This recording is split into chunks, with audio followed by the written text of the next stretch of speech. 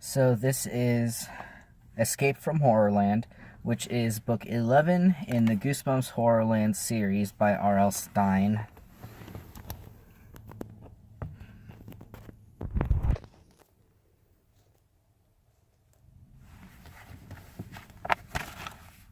And we're on chapter 18.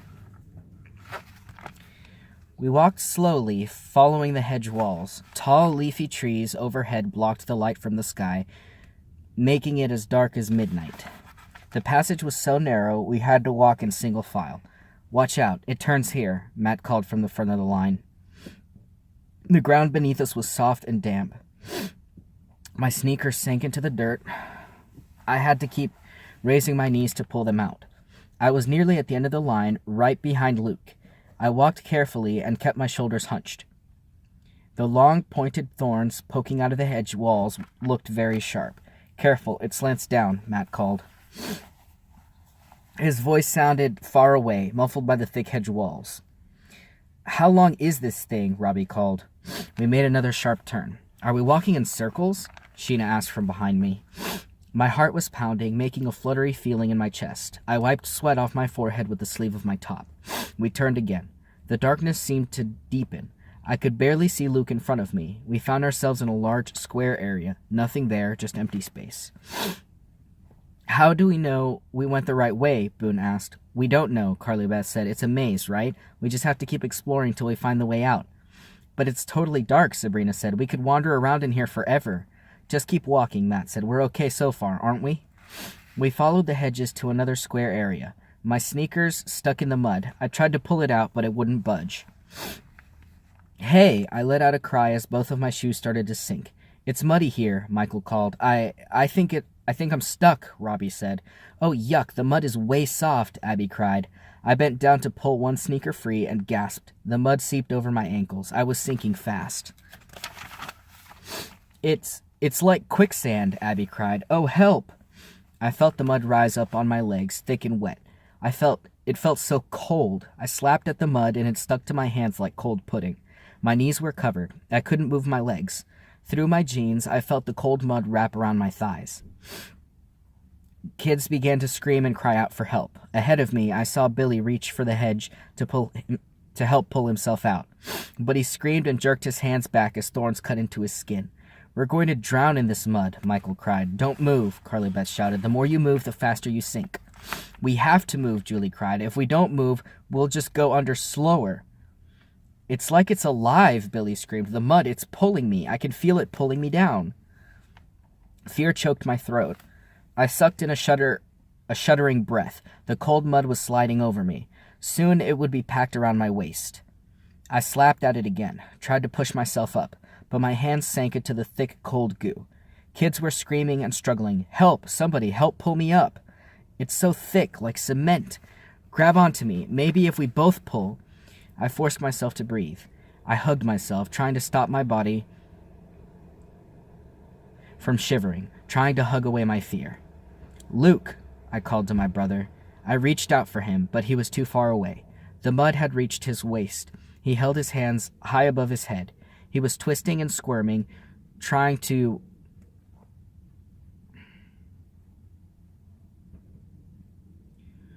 force his way up from the muck. And then, bump. My shoes bumped into something hard. I froze and held my breath. What just happened? A hush fell over us. I glanced around. Everyone had stopped squirming and struggling. "Hey, I stopped sinking," I shouted. I leaned forward, then back. I raised my right foot a little, then set it back down. I hit bottom," I cried. "Me too," Matt exclaimed. "It's hard underneath. We're not going to sink over our heads." We all began to rock back and forth, leaning one way then the other. It created holes in the mud, large enough for us to pull ourselves up. Michael struggled out first. Then he went around tugging other kids free. We hurried from the muddy square, following the hedge walls around a sharp curve. "I'm covered in mud," Julie wailed. "I'll never get these jeans clean. I'll just have to throw them away. And look at my sneakers." "My jeans are getting stiff," Sabrina said. "The mud is caked on and it stinks." "Who cares about a little mud?" Matt said, "if it gets us out of Panic Park." Watch out for other traps, Robbie said. This maze is probably packed with nasty surprises. We turned another corner, then stopped. The overhead trees gave way, and a bright gray light poured down on us. I blinked, trying to adjust to the startling light, and stared at a line of 6 giant eggs, 6 eggs standing on end, almost as big as cars. I heard a crackling sound. I heard my breath and listened hard. Another long crack. I saw a jagged split in the egg on one end of the line, and then more cracks along the speckled white shells of the other huge eggs. The eggs were hatching. Is this for real? Carly Beth cried. Are they dinosaur eggs? They've got to be fakes, Robbie said. Michael stepped in front of us. No, stand back. He waved his big arms in front of him, motioning us back. Another loud cracking sound. A ragged chunk of eggshell fell to the ground at Michael's feet. I recognize these eggs, Michael said. Crack, crack. These are monster eggs. There are monsters in there. I had to fight them. Back home, I had to become one. How totally weird, I muttered. I couldn't take my eyes off the cracking shells. The eggs were taller than me. And the way they glowed in the eerie gray light, the way they glowed, drew me closer. I couldn't help myself. They were so interesting. Without realizing it, I stepped up to one of the eggs. A loud crack made me gasp, and a goo-covered green hand shot out and twisted its claws around my throat. Chapter 19. I opened my mouth in a shrill scream. The tough claws tightened around my neck and cut off the scream. The egg cracked open. Jagged shards of shell dropped to the ground. Yellowish goo poured out from the bottom. A green lizard-like creature staggered out, its black tongue lashed at the layer of mucus on its warty face. I ducked and twisted my body, trying to free myself from its grip. Newly hatched, its claws were slimy and wet. I slid free and dove toward the other kids. They were screaming and gaping in horror as the other giant eggs cracked open. 5 more skinny green monsters came pouring out with a disgusting yellowy yolk. Disgusting yolky liquid. They tore at the thick mucus that covered their faces and bodies. They rolled their bulging black eyes and snapped their jaws. One of them blew a big bubble of mucus that popped and sprayed over me. Oh, gross! I let out a moan and staggered back. The monsters took their first steps, lurching forward. Broken eggshells crunched under their large lizard feet. They worked their front legs, stretching and reaching, testing them. Their dark eyes locked on us. They began to circle us. They raised pointed claws, still wet and sticky. Low growls rumbled from deep in their bellies. This isn't fake, Carly Beth muttered. They're real. Like I said, I know them, Michael said. I had to fight monsters just like these back home. He picked up a big chunk of eggshell and heaved it at one of the ugly monsters. It hit the creature's chest and bounced off. The monster opened its jaws in an angry roar and snapped at Michael. Michael dropped to his knees beside me. Are you okay? I cried. I reached down to help him back up. Michael pushed my hands away. No, he said. I know what I have to do. The monsters circled us faster, swiping their claws in the air. Michael, get up, I cried. They're going to attack. I have to deal with it, he said. Watch out, guys. One more monster on the way. He crawled over broken pieces of shell to the bottom piece of an egg, dripping with yellow yolk. Michael, no, Carly Beth cried. What are you doing? Abby screamed. Michael lowered his face into the yolk and began to drink. Chapter 20. The monsters stopped circling. They grew silent as they watched. Michael buried his face in the jagged shell bottom. He slurped the thick yellow goo noisily. My stomach heaved. What was he doing? How could he drink that disgusting sticky yolk? We all watched in horror as Michael finally raised his head. He turned to us. The thick yolk covered his cheeks and ran down his chin. He swallowed. Once. Twice. Slowly he climbed to his feet. Michael? Carly Beth called. He stared past her at the monsters. For a few seconds nothing happened. No one moved. Then I saw Michael begin to change. His eyes bulged, his face lengthened. His nose stretched over his mouth, and formed an animal snout. 2 rows of jagged teeth slid out from black lips. Michael's skin darkened to an olive green color. His body grew. The arms lengthened. His chest spread wider, until his t-shirt ripped open. Claws curled out from his long fingers. He tossed back his monstrous head and let out a deafening roar. It took only seconds for him to become one of them, and then he roared forward, dove at the startled creatures, swiping his claws wildly ahead of him. I grabbed Luke and we staggered back. The other kids stumbled out of the way. I wanted to run. I wanted to hide. I didn't want to watch the horrifying fight, but I couldn't take my eyes off Michael as he attacked the 6 newborn creatures. He dug his fangs into a throat, swiped his sharp claws down the monster's chest. The monster bleated like a lamb as rivers of black blood leaked down its front. With a long groan, the monster fell, defeated. Michael roared on to the next. Bellowing like a movie dinosaur, he raked his claws over its face, then dug his jagged teeth into its throat. He swiped at the startled monsters, ripping their still sticky skin apart, headbutting, punching, kicking, tearing their bodies with his powerful fangs. Frozen in fear, I held on to Luke, and we watched the deadly battle. In less than a minute, all 6 monsters lay sprawled on the ground, not moving, their eyes staring up, blank and lifeless. Michael raised his face to the sky and roared, a victory roar. He pounded his bulging green chest with both fists. He roared and stomped his huge feet, stomped and danced and roared some more. He's out of control, I thought. He's really a monster. Then, with an animal grunt, he spun away from the dead monsters. He stepped over one. It made a wet squish as his foot sank into its belly. Michael stepped off it and stomped toward me, smashing his jaws together. Out of control, out of control. He locked his eyes on me and growled angrily. He raised his claws to attack and leaped at me.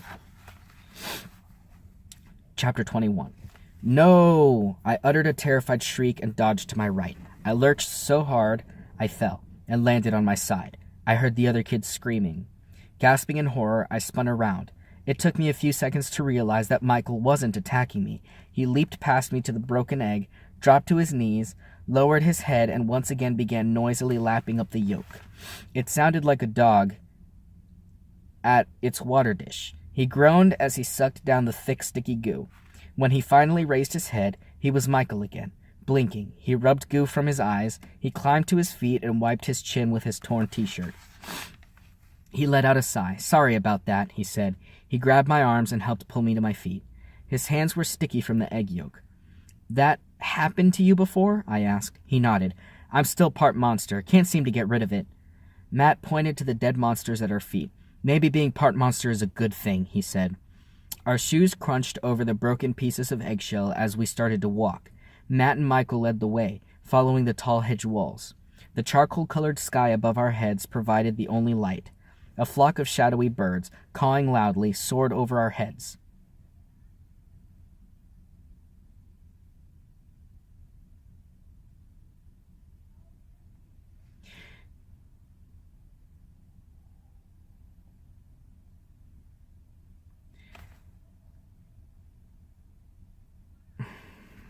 Did anyone else notice that the monsters had color? And that it's an incredibly big coincidence that they would be in a park that this boy was not meant to be in at all. And by coincidence, there are the eggs, and he knew exactly how to deal with them. And they weren't black and white like the rest of the park. They'd better explain that later.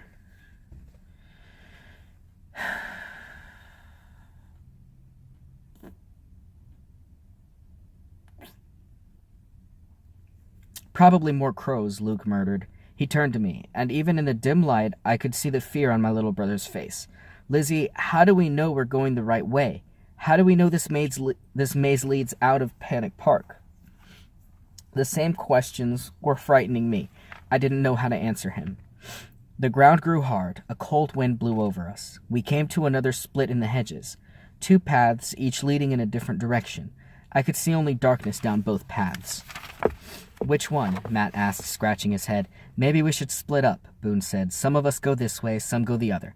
No way, Jackson said. Did you forget what Byron told us? He said to stick together, no matter what. Jackson is right, Carly Beth said. We all want to get out of this place together. Let's try the path on the left. If it doesn't lead anywhere, we can turn back around and come back. Then take the path to the right. The cawing birds flew overhead again, this time in the other direction. Their cries were raspy and hoarse. Were they trying to warn us about something? The sound sent a shiver down my back. We started walking again, 2 by 2, following the path to the left. My side ached from where I'd fallen on it. The mud caked on my jeans smelled like sour milk. Luke and I walked near the front of the line, behind Matt and Michael.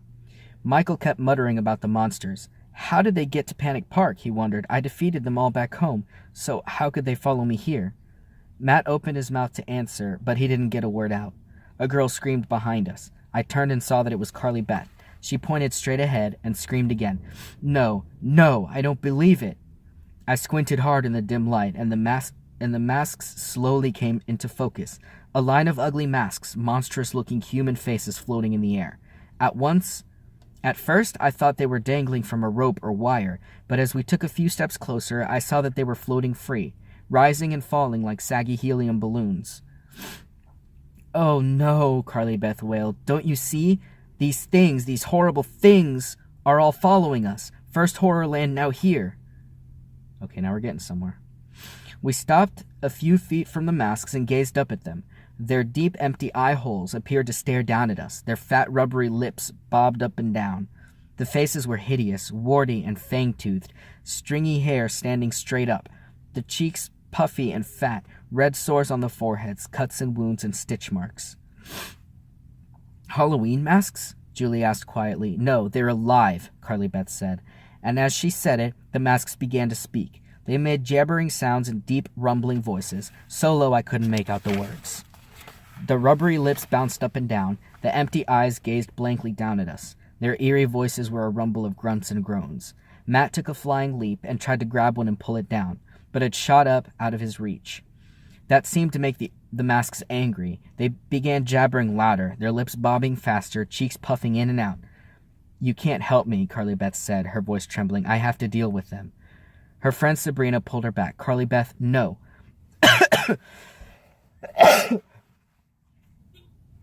They've come for me, Carly Beth said. She shrugged Sabrina away. They've come for me. She stepped forward until she was right under the ugly, mumbling faces. You've come for me, right? She shouted up to them. An evil-looking green mask floated lower. Its mouth hung open, revealing 2 rows of vicious curled fangs. The cheeks and forehead were cracked and rutted. Its eye holes were ringing with dark red blood.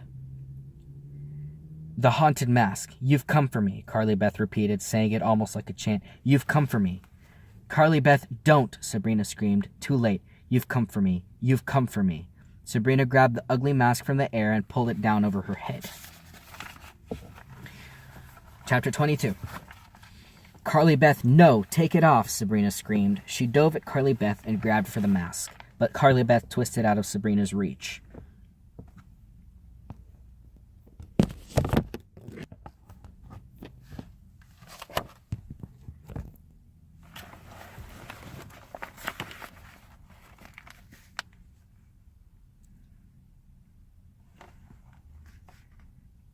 It's tightening against her face, Sabrina yelled. It's already tightening.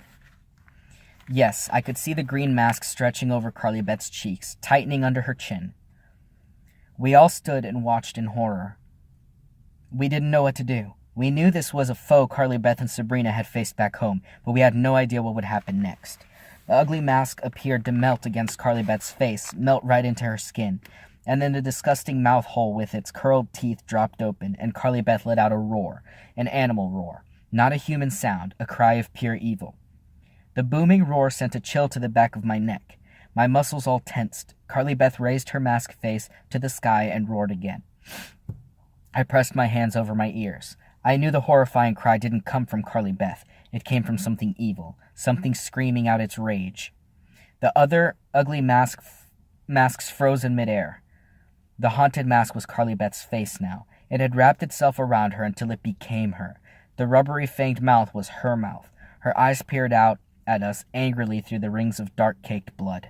With another frightening roar, Carly Beth leaped high and grabbed one of the masks out of the air. She held it in front of her with both hands and ripped it in half. Aye! The mask let out a high, shrill scream of pain. Carly Beth dropped the mask to the ground. I gasped. I could hear the two halves making little cries. Carly Beth stamped on it until it stopped whimpering. Then she leaped again and brought down another mask. Grunting like a hungry animal, she ripped the mask to pieces. The mask groaned and cried. Then it went silent as it hit the ground. 2 more masks floated above us in the gray sky. They made no attempt to escape. It was like they were waiting their turn. They squealed and cried as Carly Beth ripped them apart. She stamped on the rubbery pieces. Then she turned to us, raised both hands as if ready to attack, and let out a bleating sound, an animal cry of pain. "You're next," she screamed in a hoarse, deep voice, the voice of the evil mask. "You're next. Do you think you can just stand there? Do you think you can escape my rage?" Without warning, she leaped at the nearest person, her friend Sabrina. It happened so fast we didn't even have time to move or scream. She grabbed Sabrina and wrapped her fingers around her throat. "Die! Die!" Carly Beth wailed. Sabrina's eyes bulged. She tried to stagger back, but Carly Beth held on tight, choking her friend, choking her. Matt and Michael both leapt at Carly Beth. They grabbed her by the shoulders. They struggled to pull her hands off Sabrina's throat. Carly Beth was a little girl, short and thin, but the 2 boys couldn't budge her. The evil mask had given her animal strength, the strength of its evil. "Die! Die!" Sabrina's face turned purple. Her eyelids were half closed. A groan escaped her throat. Her knees buckled. "Stop it," Abby wailed. She threw herself on Carly Beth's back and tried to help Matt and Michael. Carly Beth twisted and roared like a furious animal, and suddenly Sabrina's eyes opened. She pulled herself straight up. "An act of love," she choked out. "It takes an act of love." Standing there helplessly, gripped in horror, I didn't know what Sabrina meant. But with a startling burst of strength, Sabrina grabbed Carly Beth's wrists. With a desperate groan, she pulled the hands from around her throat. Then Sabrina grabbed the sides of the ugly green mask. She pulled it toward her and kissed Carly Beth on the rutted, cracked, rubbery cheek.